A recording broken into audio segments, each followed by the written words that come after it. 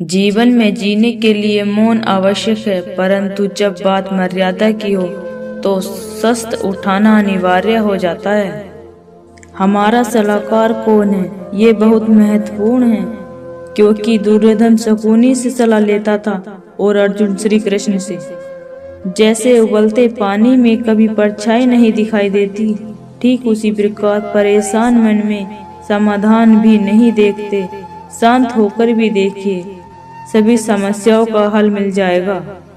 प्रार्थना से परिस्थिति बदले ना बदले, पर मिट्टी का चरित्र अवश्य बदल जाता है। बुराई बड़ी हो या छोटी, हमेशा विनाश का कारण बनाती है, क्योंकि नाव में छेद छोटा हो या बड़ा, नाव को डुबा ही देता है। एक बेहतरीन जिंदगी जीने के लिए यह स्वीकार करना जरूरी है कि सब कुछ सबको नहीं मिल सकता। समय के साथ साथ हालात भी बदल जाते हैं, इसलिए बदलाव में स्वयं को बदल लेना ही बुद्धिमानी है। श्री कृष्ण जी कहते हैं, हमें कभी उस व्यक्ति पर भरोसा नहीं करना चाहिए जो वक्त के साथ व्यवहार बदल लेता है। सोच और नियत अच्छी रखिए, फिर आपके कष्ट प्रभु स्वयं दूर कर देंगे। समय जब पलटता है तो सब कुछ पलट देता है, इसलिए अच्छे समय में घमंड ना रखें और बुरे वक्त में सब्र रखना न छोड़ें। जितना इंतजार वो आपसे करवा रहा है, ना समय आने पर वो इतना देगा संभाल भी नहीं पाओगे। आप वापस नहीं जा सकते और शुरुआत को नहीं बदल सकते, लेकिन आप जहां हैं वहीं से शुरू करते हैं और अंत में बदल सकते हैं। बुराई तो तुम्हें हजारों की भीड़ में भी तुम्हें ढूंढ लेगी, ठीक उसी प्रकार जैसे गायों की झुंड में बछड़ा अपनी माँ को ढूंढ लेता है। परंतु जो बंसी वाले को दिल से मानता है, वह बुराई में भी अच्छाई को ढूंढ लेता है। माधव कहते हैं, किसी जीव को कष्ट देकर आप मुझे खुश नहीं देख सकते हो। वह दिन मत दिखाना काना कि हमें खुद पर गरूर हो जाए। रहना अपने दिल में इस तरह कि जीवन सफल हो जाए। जो हुआ अच्छा हुआ, जो होगा अच्छा होगा। स्वयं को मुझ पर छोड़ दो, अपने कर्म पर। दुष्ट लोग अगर समझाने मात्र से समझ जाते हैं तो यकीन मानो महाभारत कभी ना होता। जो अपने मन पर नियंत्रित नहीं रहता, वह स्वयं का धीरे धीरे शत्रु बन जाता है।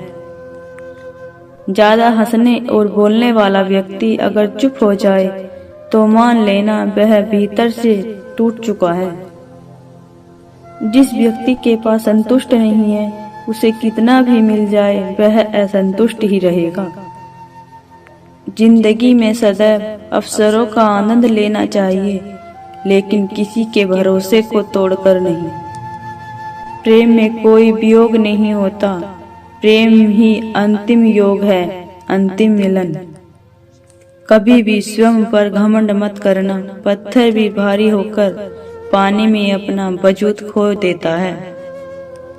अगर इस बार तुम्हें ज्यादा प्रतीक्षा करवा रहे हैं, हो सकता है जितना तुमने मांगा उससे ज्यादा देने वाला हो। जीवन ना तो भविष्य में है और ना ही अतीत में, जीवन तो बस इस पल में है, केवल इस पल में। मैं विधाता होकर भी विधि के विधान को नहीं टाल सका। मेरी चाह राधा थी और चाहती मुझको मीरा थी, पर मैं हो रुक्मणी का गया। क्रोध की अवस्था में भ्रम जन्म लेता है, भ्रम बुद्धि को नष्ट कर देता है। बुद्धि के नष्ट होते ही व्यक्ति का पतन हो जाता है। खाली हाथ आए, खाली हाथ वापस चले जाओगे। आज तुम्हारा है, कल किसी और का था, परसों किसी और का होगा।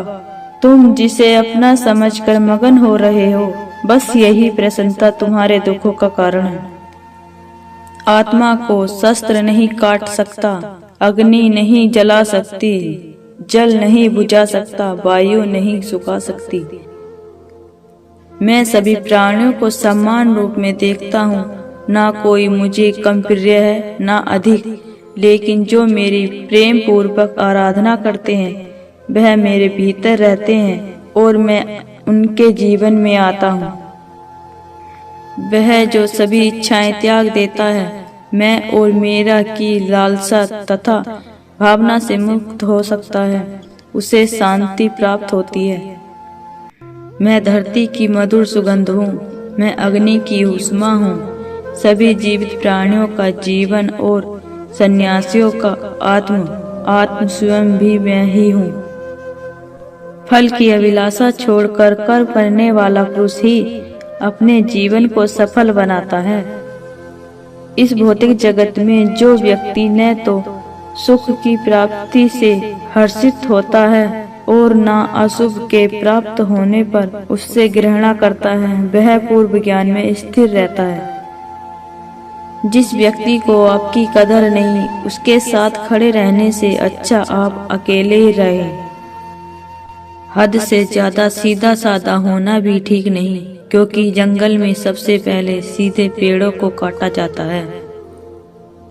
दिव्यता केवल शक्तिशाली होने में नहीं, बल्कि वास्तविक दिव्यता दूसरों में शक्ति जागृत करने में है। जिंदगी के इस रण में खुद ही कृष्ण खुद ही अर्जुन बनना पड़ता है। रोज अपना ही सारथी बनकर जीवन में महाभारत से लड़ना पड़ता है। अच्छी किस्मत के लोग थोड़ा भी बुरा होने पर भगवान को कोसते हैं और बुरी किस्मत के लोग थोड़ा भी अच्छा होने पर भगवान का स्मरण और धन्यवाद करते हैं। मुंह से माफ करने में किसी को वक्त नहीं लगता, पर दिल से माफ करने में सारी उम्र बीत जाती है। जब आप प्रभु के साथ जुड़ जाओगे तो आपकी परीक्षा आरंभ हो जाएगी। कुछ लोग इसे दुख समझते हैं तो कुछ लोग प्रभु की कृपा। संसार के संयोग में जो सुख प्राप्त होता है उसमें दुख भी मिल रहा है, परंतु संसार के वियोग से सुख दुख से अखंड आनंद प्राप्त होता है।